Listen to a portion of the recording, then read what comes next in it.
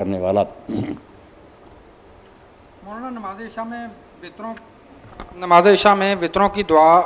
ہاتھ اٹھا کر یا باندھ کر پڑھنا جائز ہے، کس طرح ہے؟ وطر میں جو قنوت پڑھی جاتی نا، اس کے بارے میں پہلی بات تو یہ کہ جو لازم سمجھا جاتا ہے نا، اس کو ہمارے حنفی حضرات نے کہا یہ واجب ہے، چھوٹ جائے تو سجدہ صاحب، یہ کوئی بات نہیں، یہ آپ کبھی کریں، کبھی ویسے ہی رکعت پڑھیں، کچھ نہ قنوت وغیرہ پڑھیں، اس کو لازم نہ سمجھیں کہ یہ ضروری بات ہے، کبھی کر لیں دعا، کبھی ویسے ہی رکعت پڑھ لیا کریں۔ ایک تو یہ واجب نہیں، دوسری بات یہ ہے کہ یہ رکوع سے پہلے کرنی چاہیے۔ ہمارے عام لوگ کرتے ہیں کئی، وہ رکوع کے بعد کرتے ہیں، نہیں، جب آپ الحمد شریف اور اس کے ساتھ سورت ختم کریں پھر یہ دعائے قنوت پڑھ کر رکوع میں جانا اگر پڑھنی ہو، اور پڑھنے کے دونوں طریقے ٹھیک ہیں۔ اگر آپ نے اللہ اکبر کہہ کر ہاتھ پھر باندھ لیا اور پڑھ لی، یہ بھی درست ہے،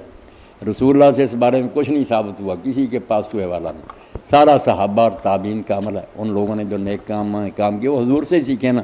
کسی نے اللہ اکبر کہہ کر ہاتھ باندھ کر پڑھی ہے، کسی نے اللہ اکبر کہہ کر ہاتھ اٹھا لیے، دونوں طرح آپ کے، مگر اللہ اکبر کہنا کہ جب قل هو اللہ ختم ہو یا سورت پھر اللہ اکبر رفع ذہن کریں، بے شک پھر ہاتھ اٹھا لیں یا دوبارہ باندھ لیں، دونوں ٹھیک، کوئی حد نہیں۔ بڑے عالم تھے ہمارے حضرت حافظ گوندلی رحمۃ اللہ علیہ، کہتے یار صحابہ کرام اور تابعین سے یہ سارے عمل ثابت ہیں، ٹھیک ہی ٹھیک ہے، کسی میں کوئی حد نہیں۔